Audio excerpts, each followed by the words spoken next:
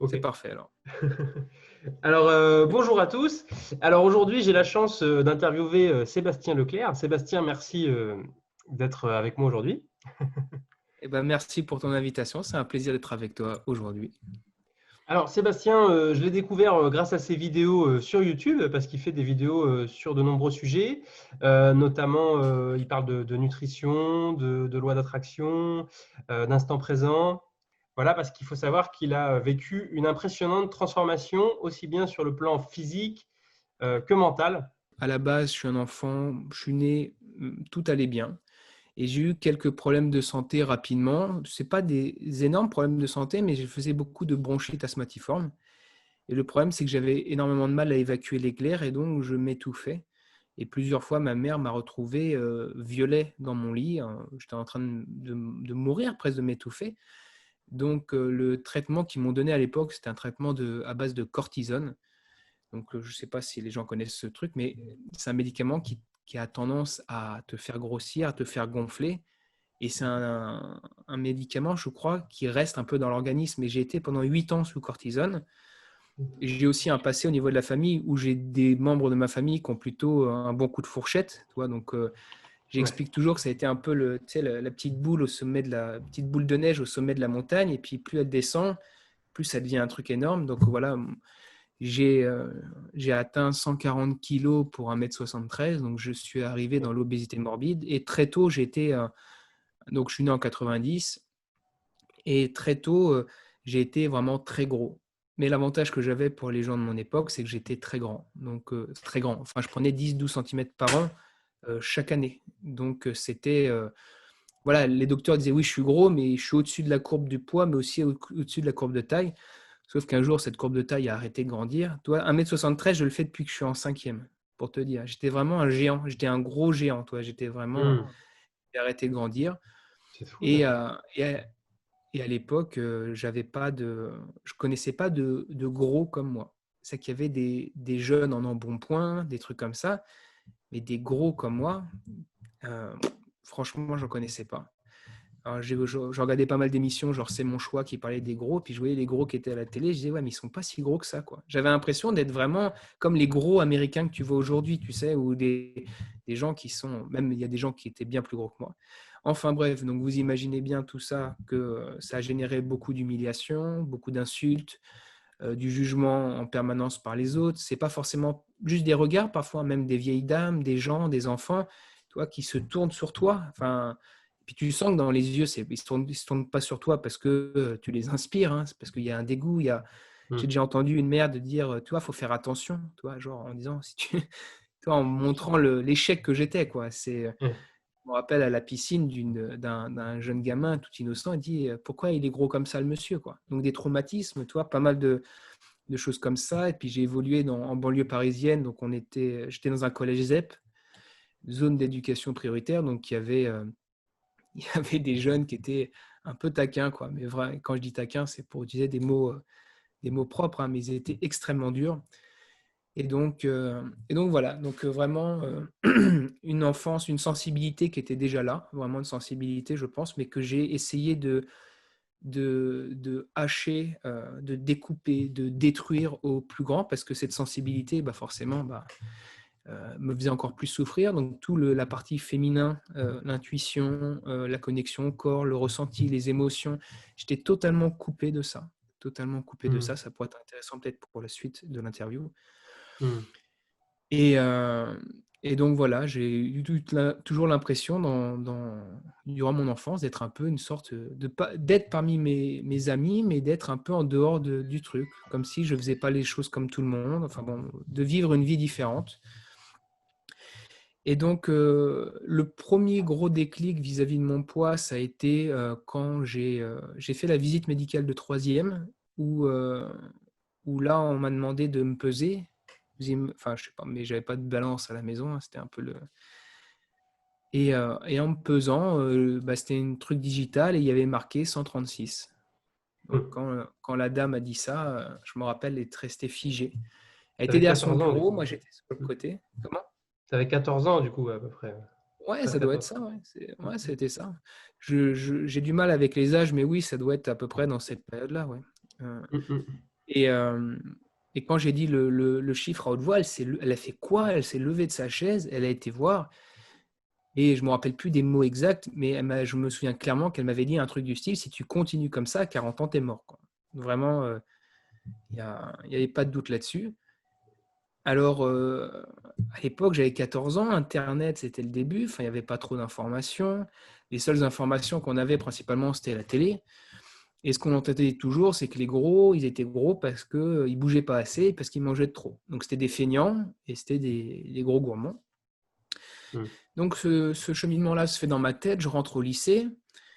C'est dur aussi, mais j'ai toujours une capacité à me faire des amis parce que j'étais à l'époque le gros rigolo. C'est-à-dire que euh, ma- le fait de parler, c'était à la fois mon moyen de me connecter aux gens, de faire rire les gens. Donc j'aimais paradoxalement attirer l'attention des autres quand je les faisais rire, mais quand j'attirais l'attention et que ce n'était pas ce que je voulais, bah, c'était horrible. Donc voilà, j'étais le gros rigolo. Tout le monde me connaissait comme le gars qui était souriant, qui avait aucun problème. J'avais mis une armure où à l'intérieur de moi, c'était mort, c'était en dépression, c'était tout ça. Mais les gens ne voyaient qu'un sourire, voyaient des blagues. Je me plaignais pas, enfin, à part se plaindre pour on a trop de cours, des choses comme ça. Mais voilà, ma vie personnelle, ma vie privée n'a jamais été partagée avec quiconque, ni avec mes parents, ni avec personne. Personne, personne. C'est comme si je ne devais pas montrer que j'avais de faiblesse. Toi. Vraiment, et bien évidemment, comme n'importe quel être humain, j'étais torturé à l'intérieur, mais c'est comme si je le coupais littéralement. Puis la bouffe était là aussi, bien évidemment, pour faire tampon, pour masquer un peu tout ça. Et donc, lycée dur. J'arrive, je crois, ma première année mon année de première S, donc je ne sais pas quel âge j'ai, je dois avoir 17 ans, 16 ans, 17 ans, ça doit être là. Et juste avant de rentrer en première S, il y a les vacances, les grandes vacances, et je décide de faire un peu de sport durant le mois d'août. Je me dis, je vais faire un peu de sport, un peu manger moins. Et donc, pendant tout le mois de juillet, excusez-moi, tout le mois de juillet, et je me dis, je vais faire des efforts. Et, euh, et je suis persuadé de faire des efforts, quoi. Je bouge, je bouge, je bouge, je bouge. J'ai l'impression vraiment de manger moins. Je vous rappelle, j'ai 16 ans, hein. Je ne connais rien à la nutrition, je connais rien à rien, rien, rien, rien. Et je rentre au mois d'août de ces vacances, et je monte sur la balance, mais genre, je n'ai pas perdu 1 gramme. Mais vraiment, hein. C'est-à-dire que même pas 1 milligramme de perdu. Donc là, grosse dépression. En général, dans cette période du mois d'août, on fait les courses pour la rentrée, on fait les vêtements aussi. Le problème, c'est que là, je commençais vraiment à rentrer dans une phase où j'avais plus de vêtements qui m'allaient. Parce que on remonte en arrière, ça doit être 2006, 2007.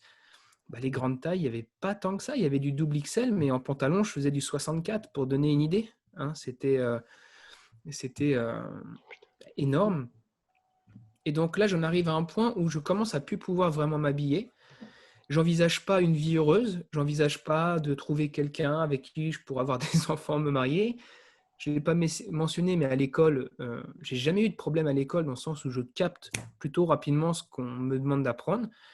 Mais vu que je ne sais pas où je vais, j'arrive pas à travailler. C'est-à-dire que je suis capable d'être d'une fainéantise incroyable quand je ne sais pas où je vais, mais quand je sais où je vais et que une sorte de focale, eh ben, j'ai des grandes capacités de travail. Mais bon, l'école me disait chaque année, il faut travailler et je ne savais pas où j'allais. Donc, voilà, je ne savais pas ce que je voulais faire de ma vie. Il fallait que je trouve un métier. Ça a été toujours une question très, très problématique pour moi, ce truc-là. Donc, pas d'avenir professionnel, pas d'avenir sentimental. Je ne pouvais pas m'habiller, donc pas de, pas de vie, quoi. Et donc, Mm. grosse dépression. Et au mois de fin août ou début septembre, juste avant la rentrée de première S, je mets un ultimatum à la vie. Je ne me rappelle pas prier Dieu, j'ai eu une éducation religieuse, mais je sais pas, c'est une sorte d'ultimatum à moi-même, je sais pas, où je me dis clairement que ce mois de septembre-là, c'est le dernier mois de septembre où si dans un mois, je monte sur cette balance et que j'ai pas perdu quelques kilos, je ne sais pas de quelle manière je le fais, mais je mettrai fin à mes jours. Je n'ai jamais fait de tentative de suicide, mais pour moi, la coupe était pleine. C'était plus possible comme ça. Sans parler aussi pour les gens qui sont obèses le sauront, mais il y a des douleurs physiques au niveau des articulations, mais il y a aussi des frottements, parce que les cuisses sont tellement grosses qu'elles se frottent. Les sous de bras et le côté, ça frotte, donc ça fait des brûlures très intenses. Enfin bon, la vie est un enfer. C'est que tu fais une marche de 2 minutes, tu es essoufflé, tu as des brûlures, tu es irrité. Donc j'ai dit stop. Et comme par hasard, la vie est toujours bien faite. Ma mère, qui avait toujours été là pour nous faire à manger et tout ça, nous inscrit pour la première fois de ma vie, ma sœur et moi, à la cantine. Et donc, je reste à l'école toute la journée et on me disait, tu es gros parce que tu manges trop. On ne me l'a jamais dit directement, mais bon, tu allumais la télé, la radio, c'était ça, et tu bouges pas assez. Donc, je m'étais dit, je ne vais faire qu'un repas par jour et ça sera le repas de la cantine. Sachant que la cantine est censée être quelque chose qui est dirigé par une institution nationale, une institution de santé. C'est-à-dire qu'en théorie, ce qu'on met dans mon assiette le midi, c'est ce qu'on doit manger. Et donc, ben voilà, ce que j'ai fait, c'est que je n'ai mangé que le repas du midi. Je ne mangeais pas le matin et je ne mangeais pas le soir. C'est ce que j'ai fait. Le soir, quand je rentrais, on avait un tapis de course. Bien sûr, je ne courais pas sur le tapis au début, je ne faisais que marcher. Je marchais. Je prenais ma douche et je montais directement dans ma chambre. Parce que j'avais un truc qui faisait que quand je montais dans ma chambre, eh ben, je n'ai jamais mangé dans ma chambre et je ne suis jamais redescendu pour manger. Pourquoi, comment? Je ne sais pas, c'est comme ça. Et j'ai fait ça du coup pendant à peu près 6-7 mois, j'ai commencé au mois de septembre et au mois d'avril, j'ai perdu environ 70 kilos. 70 kilos. Je me Ah ouais. rappelle de moments, Donc, je me rappelle de moments un peu rigolos du style très vite en hiver, il fait nuit assez tôt. Et je me rappelle que cette machine de marche était dans la véranda. Et donc, j'avais une petite lumière et je prenais mon sac à dos avec des livres dedans, des livres de cours, pour rajouter le poids que je perdais, pour rendre le truc. Et donc, tu me voyais avec une petite lumière qui éclairait la petite véranda. Et puis, à marcher pendant 1 heure comme ça. Et puis, je mettais de la musique. À l'époque, c'était Walkman. Et puis voilà. Puis après, une transformation physique du coup très, très rapide. Très rapide parce que si on fait la moyenne, allez, si on arrondit, on fait 7 mois, moins 70 kilos, 6 mois, moins 60 kilos, ça fait une moyenne de 10 par mois. Et il m'est arrivé des trucs, 2 petites anecdotes qui sont toujours rigolotes que je partage. C'est qu'une fois, ma mère, je lui demande de venir me chercher parce qu'il n'y avait pas de bus ou il fallait que j'attende 1 heure un bus. Et en fait, je commence à prendre le chemin du retour et elle me croise en voiture et elle ne s'arrête pas parce que j'avais tellement maigri que, en fait, elle s'attendait dans l'inconscient. Hein, quand ça fait 17 ans que tu as un enfant qui est gros, elle ne s'arrête pas. Puis un jour, je vais à l'anniversaire de ma cousine pour ses 18 ou 20 ans, je ne sais plus, 20 ans, je crois. Je fais la bise à ma cousine fait la bise à toute ma famille, à ma sœur, et elle regarde ma sœur et elle me dit « Mais pourquoi Seb, il n'est pas venu ?» Et elle croyait que j'étais le petit copain de ma petite sœur. Et donc, voilà. Donc, des anecdotes pour dire que la transformation physique, elle a été vraiment incroyable. donc ta Et mère, tu ne reconnaissais même pas en fait. non, mais tu sais, après, j'ai mis quelques photos sur certaines vidéos que j'ai faites, mais quand tu vois mes photos de collège, j'avais des lunettes, j'étais passé aux lentilles. Tout ça pour dire qu'en fait, la transformation physique avait eu lieu. J'ai commencé à être invité à des soirées et tout ça, donc c'était cool. Donc, il faut savoir qu'initialement, pour moi, inconsciemment, l'ensemble de ma vie de MERDE, l'ensemble de mes souffrances, de mes dépressions, de tous les problèmes de ma vie venaient parce que mon corps était trop gros. Donc, je pensais réellement, quand j'ai commencé ce régime, que ça venait de là. Ça venait de là. Et donc, j'ai pris la première plus grosse claque de ma vie. C'est que quand je me pesais, j'avais un poids normal, une allure normale, mais je souffrais toujours autant. J'étais toujours aussi, on peut pas dire, j'étais malheureux. C'est-à-dire que j'étais pas aussi malheureux, c'est-à-dire que j'avais plein de problèmes que je n'avais plus, mais j'avais des nouveaux problèmes. C'est que je me disais, je ne devrais pas être comme ça. J'avais des blocages dans ma tête, parce que pendant 17 ans, quand on se fout de toi, qu'on se moque, t'as une peur viscérale. J'avais une peur viscérale du jugement. J'étais toujours en train de me comparer. Quand je me suis mis à la musculation plus tard Et je demandais toujours aux gens, c'est quoi ta taille de pantalon? C'est quoi ton poids? C'est quoi ton truc? Pour savoir, je cherchais une sorte de normalité, tu vois, essayer de tout un tas de choses. Et donc, il y a tellement de choses à dire. Je me suis mis dans la musculation aussi. Pourquoi? Parce que quand j'ai perdu 60 kilos, je me rappelle avoir fait un match de basket avec des amis. Et il y a une fille qui était un peu forte, toi, mais pas grosse, toi, mais un peu costaud. Et en jouant au basket, elle me met un coup d'épaule, elle me fait voler, quoi. Et là, j'ai été choqué parce que c'est la première fois de ma vie que quelqu'un me rentrait en contact avec moi et que c'est pas lui qui tombait, quoi. Et dans ma tête, j'ai commencé à me dire, mais je suis plus un homme, tu vois. Toi, cette voix dans la tête qui te raconte toujours ce qui est juste, pas juste, tu devrais pas. Dans ma tête, je disais, mais là, je suis plus un homme. Pareil, je crois que c'est dans la même journée, dans la même semaine, il y a quelqu'un qui arrive par derrière, un pote, il me prend comme ça et il me soulève. Hmm. C'est la première fois de ma vie qu'on me portait. Alors, bien évidemment, quand j'étais bébé et tout ça, mais bon, je veux dire, enfin, de rappel comme ça. Hmm. Et je me sentais tellement fragile. T'avais T'imagines pas. t'avais des soucis de maigre, en fait.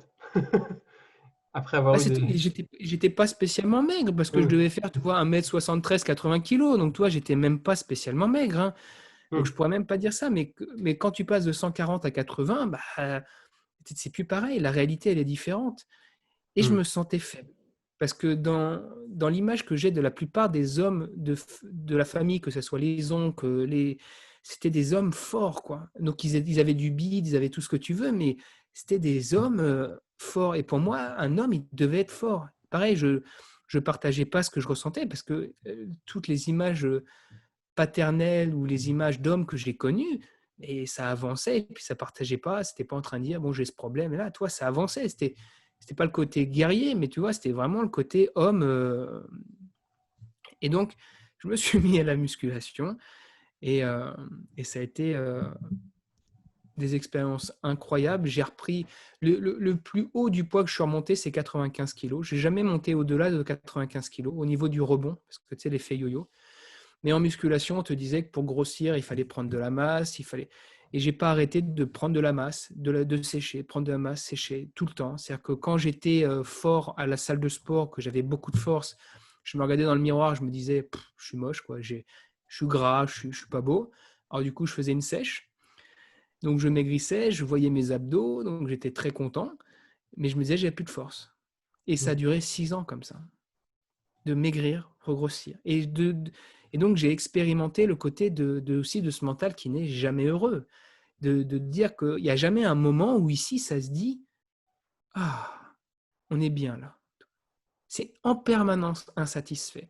C'est que tu atteint un désir, il se barre, il y en a un autre qui débarque, avec une nouvelle problématique, avec un nouveau truc.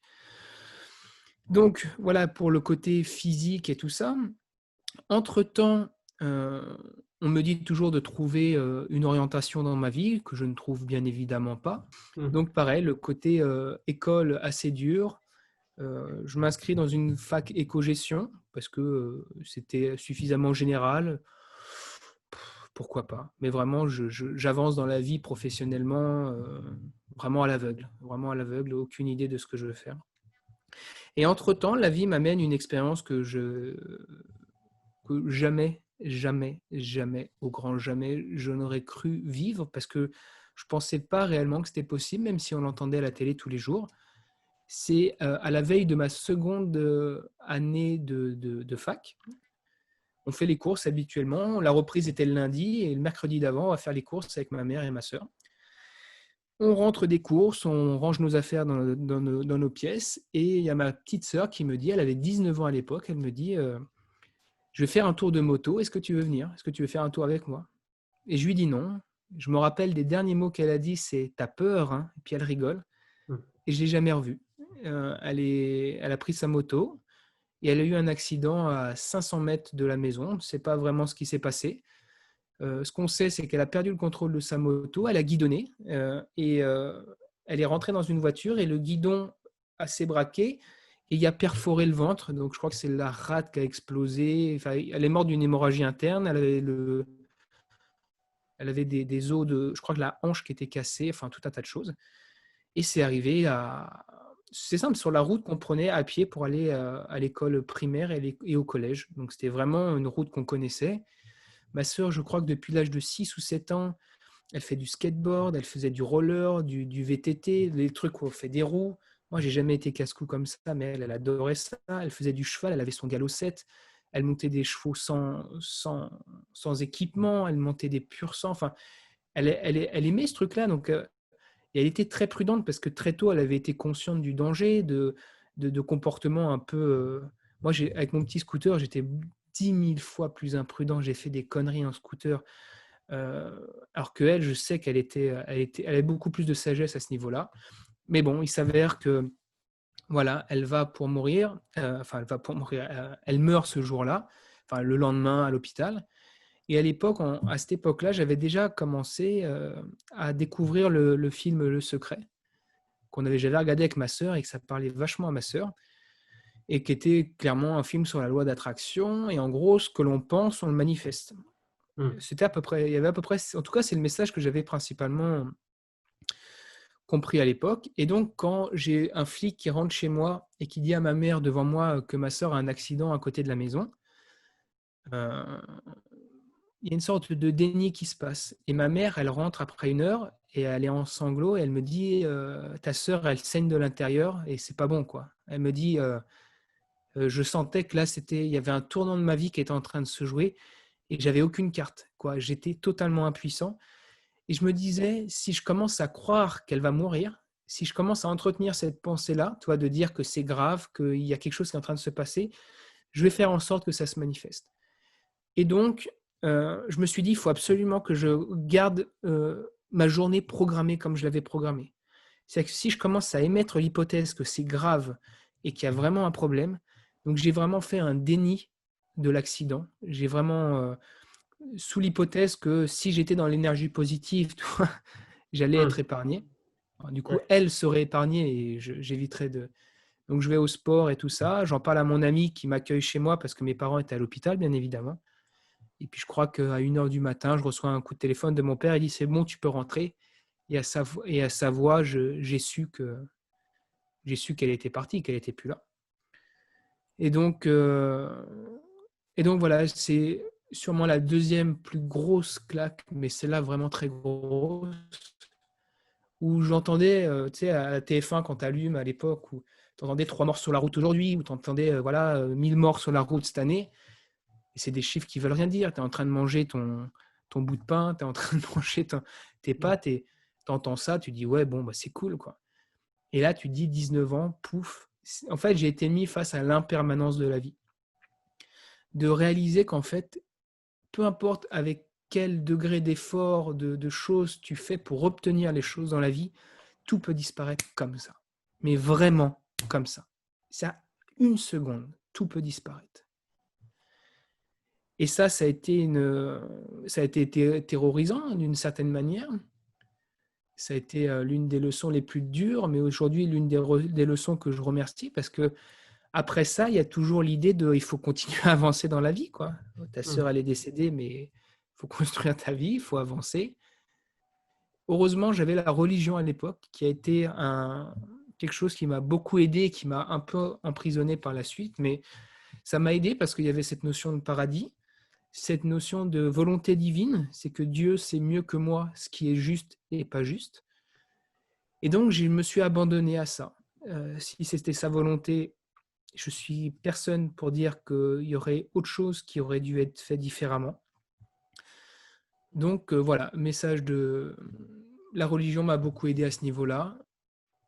Professionnellement, ça a été dur parce que dans le sens, vas-y, construis ta vie. Donc on me disait de faire des études, de travailler pour cotiser nos retraites. Et je me disais, mais tout ça n'a aucun sens parce que la vie peut terminer comme ça. Toi, tout. Et donc du coup, je me suis mis face à des gros paradoxes. Paradoxalement, je ne savais pas ce que je voulais faire de ma vie, mais je me suis mis un peu plus à travailler un peu plus à la fac, et je me suis retrouvé d'un seul coup d'un élève moyen à quasiment dans les meilleurs, parce que je me mettais un petit peu à travailler. Et cette aventure YouTube, elle a commencé parce que j'étais dans ma 3e année, j'allais pour partir pour valider ma licence facilement, que j'ai fini par valider. Et je m'orientais vers un master banque finance, donc travailler dans le monde de la finance où tu gagnes bien ta vie, donc c'était plutôt cool. Puis je fais une nuit blanche et genre impossible de m'endormir. Et puis la nuit blanche où tu cogites comme un fou. Et puis je me dis, je ne peux pas continuer cette vie-là. Cette vie de... je ne me vois pas être dans un bureau, travailler dans les banques, je ne sais pas, 60 heures par semaine, j'en sais rien. Je ne me vois pas faire ça. Et je me dis, mais qu'est-ce que je peux offrir? Et pendant tout ce... Là, on doit être en 2013, donc ça fait à peu près 5 ans que j'ai perdu du poids. Je me passionne pour la nutrition, pour la musculation. J'essaye tout un tas de protocoles. Je suis toujours un peu en lutte avec mon corps, c'est-à-dire dans le sens où j'arrive pas spécialement à trouver un équilibre. Et, et donc, je décide d'arrêter la fac et de me lancer. Je regardais beaucoup de vidéos sur YouTube, donc de devenir une sorte d'entrepreneur et de faire des vidéos YouTube sur la nutrition et sur le sport, coaching sportif. Et je me lance. Donc, j'arrive péniblement à finir mon année parce que dans ma tête, quand je switch d'une idée pour finir, c'est quasiment impossible. C'est-à-dire que pour moi, mon nouvel objectif était quelque chose de très précis et la fac ne rentrait plus du tout dans cet objectif-là. Et donc, je me suis dit, bon, bah voilà, au mois de juin, la fac a été terminée, je me lance. Donc, je sais que tu connais ça, mais c'est l'énergie du début. Tu sais, es ultra motivé, tu as l'impression que tu pourrais décoller des montagnes, que ça va arriver. Et puis, tu te confrontes à la réalité du terrain. C'est qu'une chaîne YouTube, bah, il faut savoir faire une vidéo, il faut savoir parler à une vidéo. Et pour faire un site Internet, bah, il faut savoir avoir un minimum de base. En 2013, la plupart des choses étaient en anglais. Je ne parlais pas anglais. Donc, ça a été assez compliqué. Je me suis confronté à énormément de peur, de doutes, d'incertitudes et qui me bouffaient parce qu'en fait, mon objectif professionnellement, c'était d'aider les gens. C'était d'aider les gens en partageant mon expérience. Mais au bout d'un moment, je n'avais pas de diplôme, donc je ne me sentais pas légitime. Donc, j'ai monté 3 sites Internet. Ils ont tous, j'osais pas les publier. Je partageais des trucs, mais j'osais pas et tout ça. Et voilà, et donc j'avais une pression principalement de ma mère qui voulait que j'avance. Elle disait, mais si on n'est plus là, qu'est-ce que tu fais? Et j'ai eu la chance ils m'ont permis ils m'ont autorisé d'avoir le temps d'essayer de trouver ma voie. Je sais que tous les parents n'auraient pas permis ça. Et puis entre-temps, je voyais à côté de moi des amis qui étaient diplômés de grandes études, des CDI, des couples, certains des enfants, des trucs comme ça. Puis toi, tu es là. J'étais bloqué dans mon projet professionnel. Donc, mes fuites principales, c'était les séries télé, c'était les jeux vidéo et le porno et la musculation. C'était les 4 trucs qui m'empêchaient un peu de faire face un peu à tout ce que je vivais. Donc, le monde virtuel, principalement le monde virtuel. Tu vois. C'est terminé maintenant? Non, il n'y a plus tout ça. Les jeux vidéo, j'avais quelques petits jeux vidéo, tu sais, des petites applications, des petits trucs, mais moi, quand je te parle jeux vidéo, c'était 10 heures par jour. Hein. C'était des trucs, c'était vraiment tout ce qui était pareil, tout ce qui était porno, c'était une addiction, mais clairement une vraie addiction. D'ailleurs, j'ai l'intention de faire des vidéos sur notamment le sujet de l'addiction aux jeux vidéo, au porno et tout ça, parce que c'est des sujets qui touchent énormément de monde. Ouais. Et bien évidemment, tout le processus que je vous parle, c'est tout un tas de remises en question. Je tombe sur des vidéos, sur des livres. Donc, il y a tout un tas de lectures entre-temps. Hein. Il y a plein de choses. Entre-temps, j'étais dans la religion catholique, mais je me suis beaucoup intéressé au bouddhisme, toutes ces choses-là. Donc, c'est un peu dur pour moi de vous faire un résumé de tout ça, sur tout ce que j'ai vécu, parce que j'ai pas le souvenir de tout. J'ai pas le souvenir de tout. J'oublie énormément de choses. Tout ça pour vous dire que je finis, je vais raccourcir un petit peu, mais je finis par réaliser, je fais une formation sur du web marketing vidéo où j'arrive en 2015, où j'ai absolument toutes les connaissances. J'ai les connaissances théoriques, je sais les appliquer, je sais faire un site, je sais faire des vidéos, je sais tout faire, mais j'ose pas. J'ose toujours pas. C'est-à-dire que là, cette fois, pour la première fois, j'ai plus d'excuses. Parce que tu sais, dans la tête, j'ai toujours une excuse. Oui, mais je ne sais pas faire ça. Oui, mais ça peut être ceci. Pour la première fois en 2015, j'ai plus d'excuses. Et là, je me rends compte à quel point il faut vraiment que je fasse un travail profond en moi. Alors, je pars un peu dans le développement. Enfin, j'avais déjà fait du truc de développement personnel, mais là, je le mets vraiment en application avec le fameux sortir sa zone de confort. Et entre-temps, je lis des bouquins un peu spirituels sur pas mal de sujets. Notamment, je découvre en juin 2015 la notion d'ego. La notion d'ego, et je me dis, mais c'est ça, ma souffrance, tout vient de là. C'est l'ego, c'est l'ego. Et et je rentre dans un monde spirituel que je ne connaissais pas. Je quitte la Mmh. religion. Pour moi, je garde l'essence de la religion qui est le message de Jésus. Donc Jésus est resté dans mon cœur, mais pour moi, la religion était principalement quelque chose d'humain, tu vois, d'interprétation, de choses comme ça, qui ne me parlaient plus. Mine de rien, on ne se rend pas compte comme ça, mais quitter la religion a été extrêmement dur parce que j'y suis allé assez fort aussi. Quand je fais les choses, j'y vais plutôt assez fortement. Et, euh, et ça a été très dur de quitter la religion. Peur de l'enfer, peur de renier son Dieu, tu vois, peur de tout un tas de choses. Mais en même temps, l'évidence de quitter la religion qui était pour moi plutôt humaine qu'autre chose. La place de la femme dans l'Église catholique, Jésus n'a jamais parlé de ça, n'a jamais parlé d'un pape, d'une structure pyramidale, tout ça. Enfin bref. Mmh. Et donc, je découvre l'ego. Pas mal de choses se passent. Je découvre tout le monde énergétique, la géobiologie, les entités. C'est pas que je découvre ça. Je me doutais bien qu'il y avait des entités un peu négatives et tout ça, mais c'est comme si je mettais les mains dedans. Pour rappel, tout ce que je fais depuis toujours, c'est pour chercher la paix intérieure. Je ne l'ai pas précisé, mais ça a été tout ce qui m'a toujours guidé dans toutes les expériences, que ce soit pour prendre du poids en musculation, pour en reperdre. Au final, ce que je cherchais, c'est être en paix avec moi-même. Ça a toujours été la toile de fond. Et donc, quand je rentre dans ce monde subtil des tirages de cartes, dans des trucs d'intuition, dans tout un tas de choses, c'est que pour en trouver une espèce de paix, toi, une sorte de guidance et tout ça. Et j'explore ce monde énergétique, ce monde spirituel où, au final, je me mets à apprendre à communiquer avec les anges, parce que j'étais encore une sensibilité avec la religion. Donc, je me mets à tout ça. Ça m'aide dans un premier temps, clairement, mais je n'en trouve pas une paix. Parce que comme je fais les choses dans une forme d'extrême, bah, par exemple, quand j'apprenais à communiquer avec une entité, eh ben, je lui demandais tout. Mais ça allait de est-ce que je dois en prendre du ketchup ou de la mayo, toi. Mais ça allait dans des extrêmes, tu vois, où je ne pouvais plus, j'avais plus mon propre pouvoir décisionnel parce que j'avais peur de toujours me tromper. Et ça me créait énormément de souffrance. Et donc, j'ai mis tout ça à la trappe et je dis, c'est pas là. Entre-temps, je suis tombé sur quelqu'un une sorte de gourou spirituel, mais dans le sens gourou occidental. C'est-à-dire, c'est pas le plus aligné. C'est donc, je dis pas que je me suis fait manipuler, mais je suis parti dans une doctrine qui m'a plu, qui était liée aux anges encore. Tu vois, toujours cette sensibilité un peu des anges, de chrétienté et tout ça.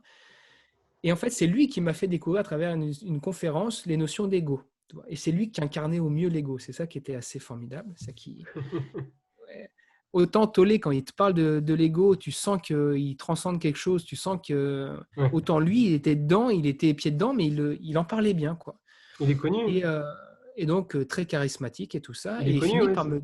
Ouais. il a été connu au bout d'un moment. Je crois qu'il s'est fait un petit peu... il y a eu des histoires qui sont remontées à la surface. Donc Ah, oui. maintenant, il avait un nom, maintenant il n'en a plus. Enfin bref, tout ça pour dire qu'il avait fini par me donner un nom d'ange et on était tout un tas de groupes autour d'eux avec un nom d'ange. Donc il donnait un nom d'ange. Et mine de rien, ce nom d'ange est l'une des raisons pour lesquelles ça m'a poussé à faire mes vidéos. C'est comme si ça a été une aide. Mmh. Le fait que je me prenais pour un ange incarné qui était une sorte de messager qui était là pour aider les gens, et ben, ça m'a donné un coup de boost.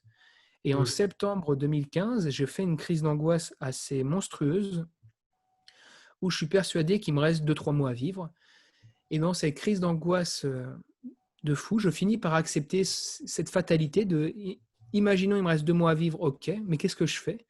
Et donc dans l'idée, c'était partager toutes mes expériences, arrêter de me prendre la tête avec tout un tas de bricoles et voyager. Donc c'est ce que j'ai fait. Et au mois d'octobre, fin octobre, je fais ma première vidéo en concordance aussi avec ce nom d'ange. Très vite, vers septembre, je me rends compte que c'est pas des conneries tout ça, mais je repars dans un processus d'identification et d'ego un peu plus spirituel. Donc en décembre 2015, j'arrête les vidéos. Mais je suis toujours pas conscient que ce gars-là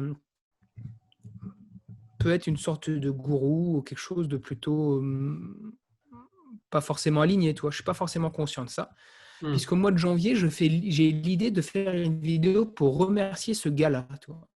Donc, j'étais pas encore conscient de tout un tas de choses, mais tout le mois de janvier, j'ai l'idée de faire une vidéo pour remercier ce gars-là. Ça m'arrivait Ouais. de faire des vidéos de 30 secondes juste pour dire merci, machin, d'avoir fait cette vidéo, pour exprimer de la gratitude. Je finis par faire cette vidéo et ce que j'ai oublié de dire aussi, c'est que je pratiquais aussi un peu cette loi d'attraction et l'une des sujets principaux dans la loi d'attraction, c'était la rencontre d'un couple, tu vois, d'être en couple avec quelqu'un, avec la femme de ma vie et tout ça. Hmm. Et donc, c'est toujours en arrière-plan, tu vois, toujours en arrière-plan dès que je rencontre une nouvelle femme, parce qu'une fois que j'arrivais sur YouTube, il y avait tout un tas de femmes qui se sont mis à s'intéresser à moi. Alors que, tu sais, j'avais l'impression d'être dans la nuit toute ma vie, et puis d'un seul coup, je passais à la lumière. Tu vois. C'était Ouais. assez bizarre. Enfin bref, tout ça pour te dire qu'il y a un arrière-plan depuis des années où je veux rencontrer l'amour, je veux être en couple, parce qu'à l'âge de 25 ans, je n'avais jamais été en couple de toute ma vie. Et donc, je fais cette vidéo pour remercier ce gars-là. C'est un gros monsieur, voilà, je fais cette vidéo-là et je le publie sur son mur. Et je te le donne en mille. Laetitia, qui est la femme avec qui je suis en couple aujourd'hui, tombe sur ma vidéo et, de fil en aiguille, va voir quelques-unes de mes vidéos et m'envoie un message le soir même. Et voilà. Et le lendemain, je vois ce message-là et je la trouve magnifique et tout ça. Je la trouve magnifique et on discute. Le courant passe super bien. Et là, elle me dit en gros qu'on est des amis ou toi, des frères spirituels et tout ça. Et je me refais friendzoner comme toute ma vie. J'ai passé ma vie dans la friendzone. C'est-à-dire que j'étais toujours le meilleur ami. Toi. Hmm. Et donc, tout ça pour te dire que, in fine, je finirai par lui avouer que j'aurais aimé avoir plus qu'un couple et elle aussi. Donc, en fait, toute cette histoire de manipulation où je me suis pris pour quelque chose que je n'étais pas, ou peut-être que je l'étais, enfin bref, tout un tas de choses, que elle aussi, de son côté, s'est un petit peu fait manipuler, c'est quand même ce qui nous a permis, tu vois, de nous rencontrer et aujourd'hui d'être ensemble. J'en suis arrivé à un stade où, avec toutes les expériences de vie, avec toutes mes erreurs, je me suis rendu compte qu'il n'y a pas de chemin juste, de voie juste et de chemin parfait, que toutes les choses qui peuvent être horribles peuvent nous amener à des chemins formidables. Et il y a un conte taoïste que j'adore qui est celui du cheval blanc, pour moi qui décrit formidablement bien la vision de la vie que j'ai. Je vais juste faire les 5 premières minutes de ce conte. C'est un vieux monsieur, un fermier qui a un cheval blanc d'une extrême beauté. Et il y a le roi qui arrive et qui lui offre une somme d'argent ahurissante pour avoir son cheval. Et ce fermier, ce monsieur dit non, je ne peux. C'est un ami. Mon ami n'a pas de valeur. Et tous les villageois se disent mais qu'est-ce qu'il est malchanceux, il est fou quoi. Pourquoi il fait pas ça, il aurait une pérennité jusqu'à la fin de ses jours, même pour son fils qui est avec lui. Et il refuse. Et quelques jours après, il y a son cheval blanc qui s'enfuit. Il y a tous les villageois qui disent ah bah tu vois, on te l'avait dit, qu'est-ce que t'es malchanceux puisque ton cheval blanc, t'aurais pu être millionnaire et puis il s'est barré. Et à chaque fois, il répond par chance ou malchance, qui peut savoir. Quelques semaines plus tard, le cheval blanc revient avec des dizaines de chevaux autour de lui. Il revient en meute chez lui. Et là, tous les villageois disent « Oh, mais quelle chance, tu as plein de chevaux maintenant !» Et il dit toujours « Chance ou malchance, qui peut savoir ?» Il dit à son fils « Monte ces chevaux et dresse-les. » Son fils le fait, il tombe et il se casse la jambe. Et les villageois font « Oh, mais quelle malchance ! C'est ton seul fils qui est là pour t'aider, comment tu vas faire pour la ferme ?» Il dit chance ou malchance, qui peut savoir. Et ça se finit pas tout à fait là, mais il y a le roi qui arrive et qui réquisitionne tous les fils pour partir à la guerre. Et les villageois font oh la chance, ton fils va rester à tes côtés. Et voilà, toute l'histoire c'est ça, c'est qu'à chaque fois que tu crois que tu as une malchance dans ta vie, plus tard ça peut se transformer en chance et ça peut se retransformer en mauvaise chance, enfin en malchance. Hmm. Et pour moi ça c'est la vie. Je la connaissais. C'est-à-dire que Ouais. pour moi, c'est le conte qui image le plus la vie, c'est qu'à chaque fois que tu crois faire un mauvais choix, il peut devenir un bon choix. Quand tu fais un bon choix, combien de gens ont célébré leur mariage pour ensuite célébrer leur divorce? Combien de personnes ont célébré leur CDI pour ensuite finir en dépression à cause du CDI? C'est vraiment pour moi l'essence de la vie, elle est vraiment dans ce conte-là. Et pour dire qu'il n'y a jamais non plus vraiment de fatalité, tu vois, c'est que la vie est un courant avec des hauts et des bas qui s'alternent et qu'en fait, ce qu'on appelle le bien et le mal, ce sont des vérités relatives et temporelles. C'est-à-dire que ce qui est bien maintenant peut ne plus être bien demain. Et ce qui a été bien hier peut devenir mal aujourd'hui. et peut redevenir bien demain. Mhm. Et pour moi, tu vois, c'est vraiment l'une des leçons. Et Et rétrospectivement, par rapport à ta prise de poids, tu penses que c'était vraiment que dû à la cortisone ou qu'il y avait un problème de fond aussi derrière ça? bah, tu sais, quand tu commences à prendre il y en avait peut-être, hein, mais j'ai commencé vraiment à grossir peut-être dès l'âge de 4 ans. Et toi, j'ai pas Ah vraiment oui. de souvenirs conscients, tu vois. Donc, mon obésité, elle date quand même je sais que ma mère, elle a vécu le deuil de son père quand ma sœur est née, donc 2 ans après ma naissance. C'est-à-dire qu'au moment que ma sœur naissait, il y avait son père qui décédait, elle était assez proche. Donc j'imagine qu'elle a subi des souffrances incroyables. Moi, j'avais des problèmes de bronches. Les bronches, c'est la tristesse. Toi, les poumons, c'est la tristesse. La tristesse de ma mère, éponge, responsable, pas responsable. Toi, il y a tout un tas de choses qu'on pourrait dire. Ma grand-mère maternelle a toujours eu des problèmes de poids. Mon arrière-grand-mère maternelle avait des problèmes où elle se faisait vomir. Tu vois, elle était fine, mais tu vois, elle se faisait vomir après les repas. Donc, il y avait quand même un terreau en termes de problèmes de nutrition, tu vois, un problème d'alimentation. Il y avait des troubles du comportement. Comme je te disais, on est dans une famille où tout le monde a plutôt un bon coup de fourchette. Donc, je pense que c'est multifactoriel. On ne pourrait pas dire que c'est juste à cause d'un truc ou d'un autre. Hmm. Mais oui, tu as raison, il y a aussi un aspect euh, émotionnel, peut-être même traumatique, peut-être. Tu vois, il y a des choses Hmm. qui sont à différents niveaux, quoi. Différents niveaux. Et, euh, et donc, je rencontre Laetitia. Pareil, le couple, c'était ce que j'avais toujours voulu. Et ça m'a mis en face de nombreuses peurs aussi. J'avais l'impression de perdre ma liberté, alors elle me permettait ma liberté. Mais tu vois, il y a tout un tas de programmes en moi. Et en avril 2016, je lis un livre qui s'appelle Nouvelle Terre de Eckhart Tolle.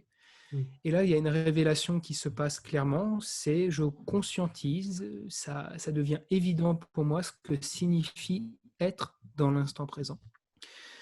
Et j'en goûte une telle paix. C'est vraiment quelque chose de basique, hein. L'idée, c'est simplement, par exemple, de décaler son attention, au lieu de la mettre sur ce qui se passe dans ta tête avec toutes les pensées, tu la décales simplement sur ta respiration. Tu deviens conscient de ta respiration. Tu mets toute ton attention dessus. Et j'ai remarqué qu'avec ce simple mouvement d'attention de là à là, il y avait un calme dans la tête, une paix, waouh, que j'avais toujours recherché. Et donc, je me mets, comme, comme on va commencer à le comprendre, à fond là-dedans. Donc, ce qu'on peut appeler une sorte de méditation active. Tollé devient mon maître spirituel, mon enseignant. Je lis tous ses bouquins, tous ses audios, toutes ses vidéos. Je dors et je vis à travers lui. Je mets en pratique tous ses enseignements. J'avais toujours une prière quand je lisais un livre ou que je comprenais ce qu'il me disait. Je savais qu'il y avait un océan entre comprendre un concept et l'intégrer et le vivre. C'est-à-dire qu'en fait, je faisais une vraie distinction entre un savoir. C'est-à-dire que n'importe quel bouquin qui lit un bouquin de Tollé, il peut te le recracher. C'est-à-dire que je dis pas que c'est simple, mais c'est dit dans des mots très simples. Donc, je veux dire, c'est accessible à la lecture. Tout le monde peut ne pas le comprendre, mais quelqu'un qui comprend un peu le message de ce bouquin-là peut le retranscrire dans une vidéo. Et moi, je voulais que ce savoir-là se transforme en connaissance. Et pour moi, la différence entre le savoir et la connaissance, c'est que le savoir, plus l'application pratique et l'expérience deviennent de la connaissance. Et donc, c'est véritablement ce truc-là. Donc, forcément, pour que son application soit parfaite, j'ai été mis face à toutes les structures égotiques que je ne voulais pas voir, à toutes les émotions que je gardais cachées en moi. Le couple a fait un effet miroir d'une force incroyable. Je le dis et je le dis, pour moi personnellement, le couple, il n'y a jamais rien eu d'aussi fort pour montrer tout ce que je voulais pas voir en moi. Parce que même avec mes meilleurs amis, même avec ma famille très proche, je n'étais pas autant à nu que dans une relation de couple. Parce on est on a très très vite vécu ensemble. Donc c'était même pas genre on se voit le week-end où il y a une sorte de mystère ou de choses comme ça. C'est que très vite on a vécu ensemble sous le même toit. Et donc là, tu peux pas cacher, tu peux rien cacher, même s'il n'y a pas une volonté de cacher, mais même des parts de toi que tu voudrais pas forcément montrer ou des choses comme ça, et ça arrive à la surface. Donc là, il se passe des choses assez incroyables. Je conscientisais. Le message principal de Tollé était que tu n'étais pas les pensées qui te traversent. Tu n'es pas les pensées, tu n'es pas les émotions. Vraiment, c'est son message principal. Et donc, c'est ce que je conscientisais. C'est qu'à chaque fois qu'il y avait un discours, une émotion, je disais, c'est pas moi. Et je restais présent. C'est que je ne me laissais pas embarquer par l'histoire. Et j'étais dans cette pratique, pratique. Et, euh, et ça m'apportait une sorte de paix intérieure. Mais ça m'apportait une sorte d'outil. C'est comme si dès que j'avais une problématique dans ma vie, j'utilisais cette méditation de pleine conscience, tu vois, pour me dire, voilà, je suis en paix. Mais ça ne me suffisait pas. C'est comme s'il y avait quelque chose d'inachevé. C'est-à-dire que j'aurais pu m'arrêter là, concrètement. C'est-à-dire que j'avais cette méditation active. À chaque fois que des pensées devenaient trop violentes, trop fortes, hop, je mettais mon attention sur le corps et c'était fini. Et vers le fin d'année 2016, sais pas que je découvre, mais je rentre en résonance avec Mooji, Mooji, qui est un enseignant spirituel de tradition, alors je ne sais pas si c'est Advaita, mais c'est un peu de l'Inde, quoi, de la lignée de Ramana Maharshi et tout ça. Hmm. Et Yogananda, du coup. comment C'est la lignée de Yogananda aussi, du coup. je sais pas, je sais c'est Nisargadatta, je crois, parce qu'il y avait, Ouais. mais je ne sais pas si Yogananda était un disciple de Ramana. Je sais qu'il l'a rencontré, mais c'est possible, hein, c'est Babaji et possible. tout, quoi. Toute la lignée de. Oui, c'est ça, Papaji. Oui, bah Oui, si, ouais, c'est non, ça. oui. C'est ça, Donc c'est c'est ça. Yogananda aussi. Bah, en fait, D'accord. le plus connu en Occident, c'est Yogananda, parce que tu sais, Oui, il a oui, oui. buzzé avec son bouquin, là. Ouais, ouais, d'ailleurs que j'ai lu, ouais, d'ailleurs que j'ai lu. Ouais. Et, euh, et donc, c'était Autobiographie d'un yogi, je crois. Oui, le livre préféré de John Lennon, je crois. Un truc comme ça. Ouais. Ouais. Euh, Donc, donc, en fait, il y avait quelqu'un à l'époque où j'avais découvert, j'avais pas découvert Tollé, mais où j'étais vraiment, où c'était mon seul enseignant, on va dire. hmm. Parce que maître, ça peut paraître choquant pour certains, mais pour moi, la notion de maître, c'est maîtrise. C'est que je sentais qu'il maîtrisait son enseignement. C'était pas maître Ouais. dans le sens où je suis. C'était vraiment cette idée-là. Et, euh, Et on m'avait montré Muji et je me disais, ouais, en fait, Muji, il dit un peu ce que Tollé dit, mais avec d'autres mots. Et je dis, bon, bah, vu que moi, c'est Tollé qui me parle, je garde sur Tollé. Et en fin 2016, c'est vraiment Muji qui me parle.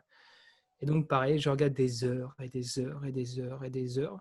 Et pour moi, la subtilité de l'enseignement Muji, qui est soi-disant la voie directe, c'est que il y a clairement l'idée de je ne suis pas forcément le mental, je ne suis pas les émotions, mais il pose une question qui est fondamentale et que dans l'enseignement de Tollé, je m'avais peut-être pas à ce point marqué.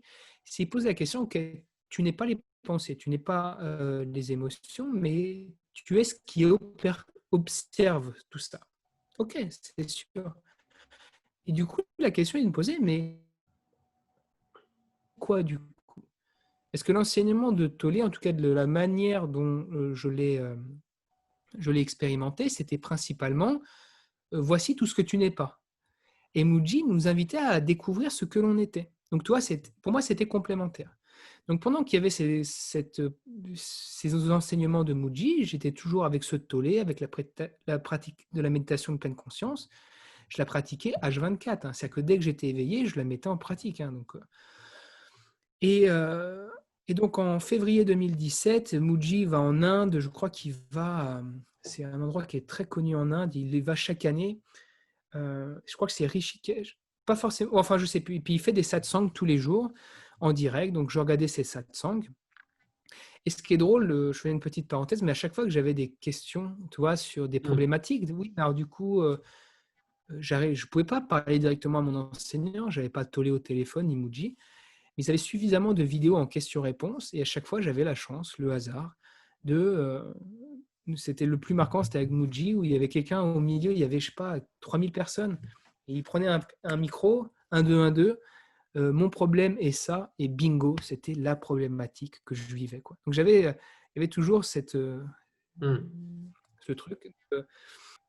Et en mars 2017, je dis mars parce que c'est pour vraiment faire un truc assez large, il y a une évidence qui arrive, c'est que d'un seul coup, je réalise que ça ne me demande plus aucun effort d'être présent. C'est-à-dire que jusqu'à maintenant, j'étais dans cette pratique de la pleine conscience, d'être présent, de ne pas me laisser embarquer par les pensées, par tout ça. Et là, c'est pas un événement, hein, c'est pas quelque chose de waouh, mais c'est comme si, tiens, ça ne me demande plus d'effort, toi. Et voilà. Donc là, on a fait le tour principalement. Bien évidemment, j'ai omis énormément de choses parce que je ne peux pas tout dire. Il faut, même Hmm. en 8 heures de vidéo, déjà, c'est un peu long tout ce que j'ai dit. Mais, euh, mais voilà quoi. Donc après, je suis ouvert à toutes tes questions sur des parties que tu souhaiterais approfondir. Non, c'est intéressant. Je pense qu'il y a beaucoup de gens qui se retrouveront dans ton parcours. Moi-même, je m'y retrouve pas mal. Euh, j'ai j'ai- j'ai eu un. Enfin, il y a des grandes similitudes au niveau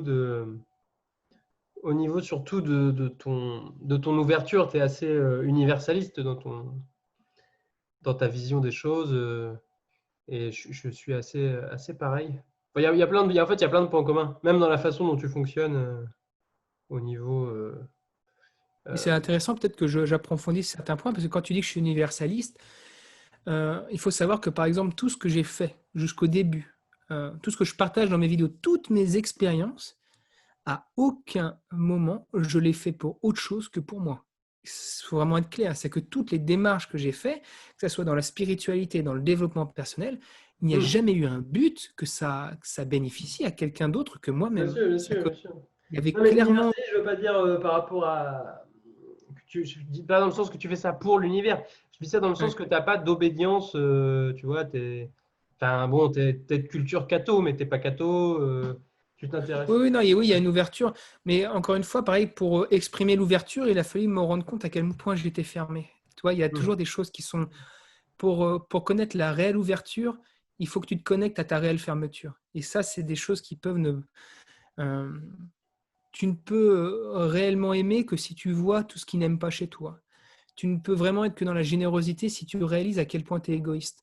C'est-à-dire qu'en fait, pour moi, c'est ça la véritable spiritualité, c'est être vrai et authentique, et c'est voir tout. Et quand tu vois tout, tu vois le plus beau chez toi, mais aussi le pire. hmm, Et j'ai vu le plus grand égoïsme, la plus grande méchanceté, la plus grande manipulation, le plus grand mensonge, mais qui permet aussi d'ouvrir la porte de la plus grande générosité, de la plus grande authenticité, de la complétude de l'humain que l'on est. hmm, Pour moi, le mensonge, c'est la face cachée de la vérité. Et si tu te considères que comme quelqu'un qui est toujours dans la vérité, ou on va prendre un exemple simple, hein, générosité, égoïsme, si tu crois que tu es toujours généreux, bah, c'est que tu ignores toutes les parts de toi qui sont égoïstes, même si elles sont toutes petites. Et donc, te reconnecter avec ton égoïsme te permet de devenir réellement généreux. Tu sais, la plupart des gens, en fait, sont emprisonnés parce qu'ils sont prisonniers, entre guillemets, de l'attache des expériences qu'ils ont vécues dans le passé. Ils ont vécu des traumatismes, hmm, ils ont vécu des choses, et soi-disant, ils essaient de s'en libérer, et j'ai fait pas mal de vidéos là-dessus. Mais en fait, ils ne se rendent pas compte qu'ils se sont construits autour de ces traumatismes. Et donc, se libérer de ces traumatismes-là, ça voudrait dire détruire presque l'identité qu'ils ont à l'heure actuelle. Parce que hmm, hmm. l'identité qu'ils ont est fondée sur l'ensemble de leurs traumas. Et c'est pour ça que j'ai fait une vidéo récemment euh, un peu provocatrice où le titre de la vidéo c'est Vas-tu vraiment changer? Et je dis non, et voici pourquoi tu ne changeras jamais. C'est parce que la plupart du temps, quand tu veux changer, eh ben, l'idée c'est presque mourir à l'idée de ce que tu es aujourd'hui pour pouvoir réellement changer. Parce que tant que tu continueras à t'identifier à ton passé, à te dire mais attends, tu sais ce que moi j'ai vécu? Attends, Hmm. mais attends, moi c'est pas rigolo ce que j'ai vécu. Attends, moi mes parents, moi, tant que tu es attaché à ça et tu sens que si tu touches à ça, à cette personne-là, tu lui dis, mais attends, mais c'est pas grave, c'est du passé. Ouais, mais c'est pas si grave. Quoi? Elle se met en colère. Parce qu'elle commence, tu te rends pas compte, mais tu attaques la structure fondatrice de l'identité avec laquelle elle est, et Hmm, pourtant hmm, qu'elle hmm. essaye de s'en libérer. Enfin bref, C'est ça. tout ça pour dire que Et, ça peut percher de fou, ça peut rendre fou, mais c'est pas pour autant que ça t'enferme. Tu vois ce que je veux dire? C'est des histoires perchées. J'ai des gens qui ont vécu des expériences de fou et ça les a ramenés au même point que là où je suis aujourd'hui. Tu vois, je veux dire, c'est que les chemins sont infinis, mais ils ramènent toujours à soi-même. Et donc, certaines personnes ont besoin de vivre des sorties de corps, des morts imminentes, pour réaliser hmm. des choses fondatrices. Moi, j'ai eu besoin de vivre le décès de ma sœur, toi, tout un tas de choses qui m'ont amené à réaliser. Toi, c'est pour ça qu'il n'y a pas un chemin, c'est qu'il y en a une infinité, quoi.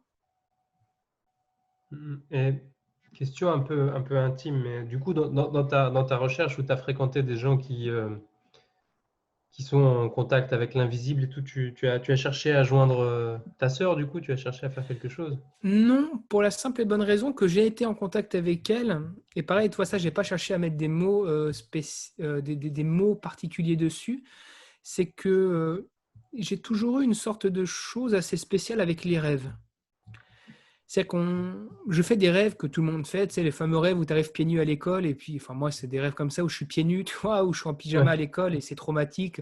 Un rêve, je vais dire classique, tu vois, des rêves ouais, où j'essaie de m'enfuir, de courir, et puis j'ai l'impression que le sol, c'est de la semoule, tu sais, ou c'est du chamallow, que tu n'arrives ouais. pas à avancer. Donc, vraiment des trucs classiques que je pense que beaucoup de personnes vivent. De Et harcèlement, j'ai en vécu. fait. Ouais. Comment? Des rêves un peu de harcèlement, quoi. Moi, j'ai vécu un peu toutes sortes, hein, tu vois, donc je pourrais pas te dire que de harcèlement, mais je veux dire Ouais.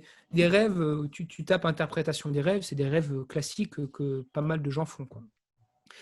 Et j'ai fait des rêves, notamment avec ma sœur, où le rêve semble totalement classique au début, tu vois, et d'un seul coup, au sein du rêve, je me rappelle qu'elle est morte, tu vois. Et là, je cours vers elle et je la prends dans mes bras et je la sens dans mes bras. Tu vois, alors là, il y a des gens qui diraient que j'ai accès à l'astral, que j'ai accès à d'autres dimensions. Peut-être, toi, j'ai pas cherché à mettre de mots dessus, mais j'ai pu lui parler, j'ai pu la toucher physiquement. Et quand je dis physiquement, ça te paraît absurde, tu vois, parce que s'il n'y a pas de physique, mais je peux te garantir que c'était touché. J'ai fait un rêve qui n'a rien à voir, quoi, par exemple, où dans un rêve, je jouais de la guitare. Et au bout d'un moment, dans mon rêve, la mélodie est super belle, mais je réalise que je ne sais pas jouer de la guitare. Et je me rends compte que mes mains, elles font n'importe quoi, mais c'est super joli. Et dans le rêve, je dis, mais c'est pas possible, toi. Et ce que je fais, c'est que je prends mes doigts et enfin, je prends mes doigts, ça n'a pas de sens, mais je, je prends la corde et je la frotte entre mes doigts. Et je sens la corde. Et là, j'ouvre mes yeux. Et j'avais les doigts comme ça. Et il n'y avait pas de corde. Et je peux te garantir que dans le rêve, j'ai pris la corde et je l'ai frottée comme ça et je sentais la corde entre mes doigts. Et pourtant, c'était un rêve. Tu vois, Mm. on appelle ça un rêve, ça n'existe pas, enfin blablabla. Donc il semblerait que j'ai vécu, enfin c'est même pas il semblerait, c'est sûr, c'est que j'ai vécu, j'ai fait des prières pour m'excuser auprès de ma sœur de ne pas avoir été présent pour l'accident, de ne pas avoir été le frère que j'aurais pu être. Tu vois, parce qu'il y a eu beaucoup de culpabilité, parce que j'ai une relation très conflictuelle avec ma sœur, parce qu'elle était posée de moi, elle mangeait tout, mais elle ne grossissait pas. Donc je pense que j'avais une forme de jalousie vis-à-vis d'elle, donc c'était une relation qui a été très spéciale, très fusionnelle quand on était petit et pas du tout quand on était plus grand. Donc j'ai fait des prières pour m'excuser et tout ça. Et donc dans mes rêves, ouais, j'ai été très souvent en contact avec elle. Et je faisais même des rêves où elle revenait à la vie, toi. Genre, elle ressuscitait et genre, je lui expliquais tout ce que je vivais et tout ça. Mais les rêves les plus forts, c'est quand je pouvais la toucher physiquement. Il y a eu des rêves qui étaient Mm. comme si une dimension. J'accédais à des dimensions presque parallèles où elle était. Certains diraient que c'est simplement des rêves, mais où elle était encore en vie ou que. Enfin bref. Donc, j'ai pas Mm. cherché parce que j'en ai pas eu le besoin. Parce qu'en fait, tout ce que j'ai eu besoin de lui dire, j'ai presque pu lui dire en vrai. Tu vois, vraiment en- Donc, non, c'est pas du tout quelque chose que j'ai recherché, quoi. Pas du tout. Carrément, carrément. Bah, merci beaucoup en tout cas. Tu es très généreux. Enfin, tu es très ouvert. Il n'y a pas de souci pour te faire partager. Tu es très généreux de Ouais, bah de après, ton moi, je expérience. pars toujours du principe que si ça peut aider quelqu'un, après, tu vois, Mm. c'est l'information. De toute façon, je sais que très bien qu'il y a une différence entre partager l'information et être capable de la mettre en place. Et ça, il y a un océan. Il y a justement un gars que je suis là qui disait une information et dit très souvent on se plaignait il n'y a pas si longtemps que ça qu'on n'avait pas accès à l'information. Tu sais. Et puis aujourd'hui, on n'a jamais eu autant accès à l'information. C'est clair. Et c'est pas pour autant que les choses évoluent. Tu vois. Enfin, c'est pas pour autant que. Il dit le problème numéro un, ça n'a jamais été le manque d'information, c'est la mise en application, c'est la mise en action. Et c'est souvent ça qui bloque les gens. C'est pas parce que tu as l'information, tu peux avoir le protocole en or, tu peux avoir tous les trucs. Si tu passes pas à l'action, Bouddha te le dirait, hein, je peux t'amener à la source, mais je pourrais pas boire à ta place. Mm, mm. Donc, c'est pas tant l'information, c'est réussir à le mettre en application. Ouais, mais ça, pour le coup, ça ne dépend que de la personne, quasiment, quoi. Ah, Enfin, totalement, totalement, totalement. Ouais. on peut pas donner cette partie-là, quoi, aux gens. Bah non, non, c'est ça, c'est que l'avantage, c'est que c'est ce que je dis très souvent aux gens, c'est que je dis quand je vends mes formations, je dis aux gens déjà prenez des notes. Et je dis l'avantage, c'est que la formation, vous l'avez à vie. Donc, c'est que si vous avez l'information maintenant, et moi, ça Ouais. m'est arrivé, combien de formations j'ai achetées et je les ai mises en application que 2, 3 ans après. C'est qu'une fois que Hmm. tu as l'information, que tu as les notes, on va dire que tu as déjà la substance sur laquelle tu vas pouvoir avancer. Et parfois, tu n'es pas prêt. Parfois, tu as besoin de Ouais, ouais. plus de temps. Parfois, tu as besoin. Ou Et tu une ne fois que veux tu as... pas, ou tu ne veux pas changer, au fond. Oui, parfois, tu ne veux pas changer. Tu ne veux Et, pas, tu n'es ouais. pas prêt. C'est- Jodorowsky, je sais pas, tu connais Jodorowsky un peu? Bah de nom, ça me dit quelque chose, mais je crois pas. Bah, il a une double carrière dans sa vie parce qu'il est connu en tant qu'artiste où il a fait énormément de Ouais. choses, des BD, des films et tout, mais il est D'accord. aussi thérapeute, et ça peu de gens le savent, et Ah, c'est un thérapeute exceptionnel d'ailleurs, et lui il a inventé la psychomagie, c'est-à-dire qu'en fait il a une d'accord. capacité à cerner les gens assez ouf, et il leur fait faire des actes magiques. Et il ne Ah, demande pas d'argent, c'est gratuit d'être traité par Jodorowsky. waouh. Mais le truc, c'est qu'il demande aux gens d'écrire une lettre de remerciement détaillée de tout ce qu'ils ont fait. D'accord. Donc c'est gratuit, et en plus c'est Formidable. quelqu'un vraiment d'extraordinaire qui a un don incroyable. Mais tu dois faire un compte rendu et en Oui, fait il y a oui. beaucoup de gens qui préfèrent donner de l'argent et ne rien faire, tu vois, et en fait du Ah coup oui, ne pas changer, être juste des consommateurs, tu vois, plutôt que de exactement. devoir être actif et vraiment faire les choses en fait. Ah, mais de toute façon, je dis pas qu'il n'y a rien de plus dur parce qu'il y aurait toujours moyen de débattre sur tout ça. Mais changer une habitude, changer un comportement, essayer quelque chose de nouveau, mais ça connecte à tellement de peur, ça connecte à tellement d'incertitudes, ça connecte à tellement de croyances limitantes que parfois, comme tu te dis, tu préfères lâcher un billet de 1000 que plutôt de faire un...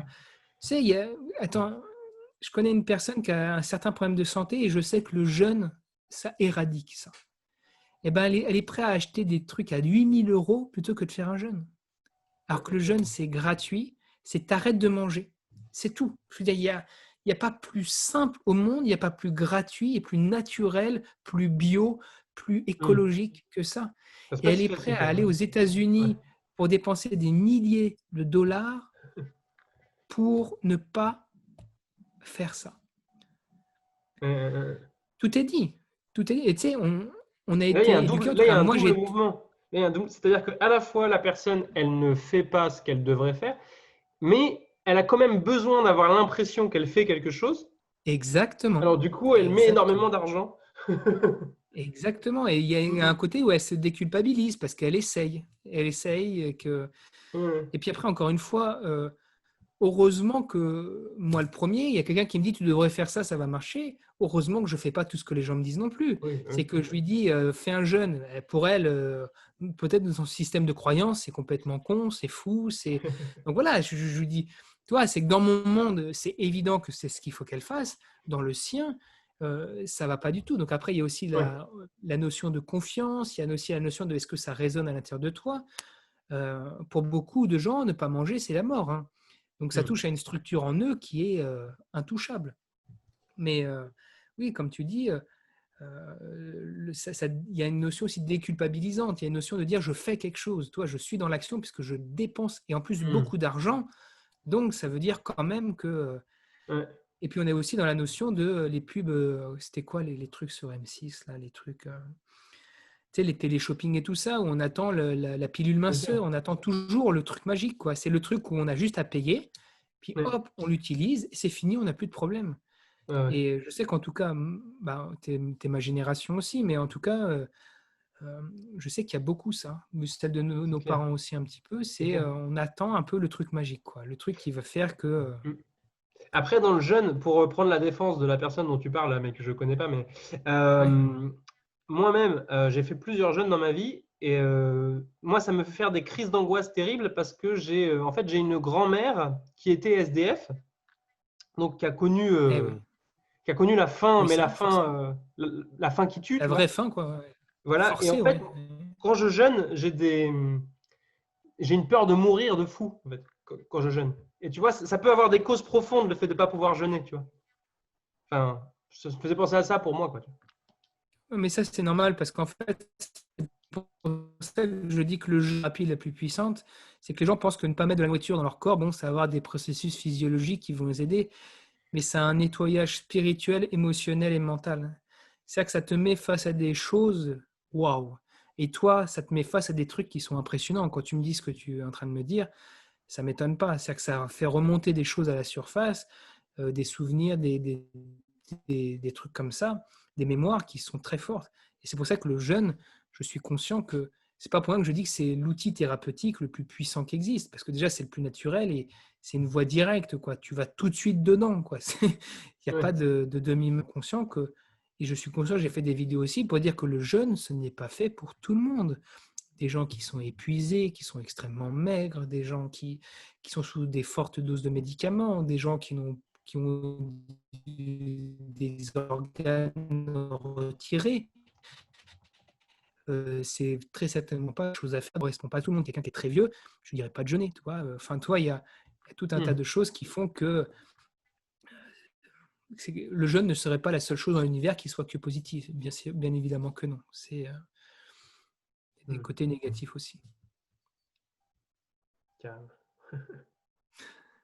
Ouais, du coup, c'est marrant, ça me motive. Je pense que je vais aller faire une retraite de jeûne. Là, du coup, ça me donne envie de faire ça. Bon, bah écoute, Ouais, merci puis, beaucoup, Sébastien. Je te donne des avec nouvelles, plaisir. pas tout de suite, mais dès que je m'y Ouais, mets, et puis dès que j'ai fait ça, on en reparle. Donc voilà, merci beaucoup. eh ben, avec plaisir. Avec C'était plaisir. Et sympathique. puis, Et voilà. À la prochaine. ça marche. À la prochaine, Simon. Et puis, Ciao, merci à ciao. toi aussi. Merci.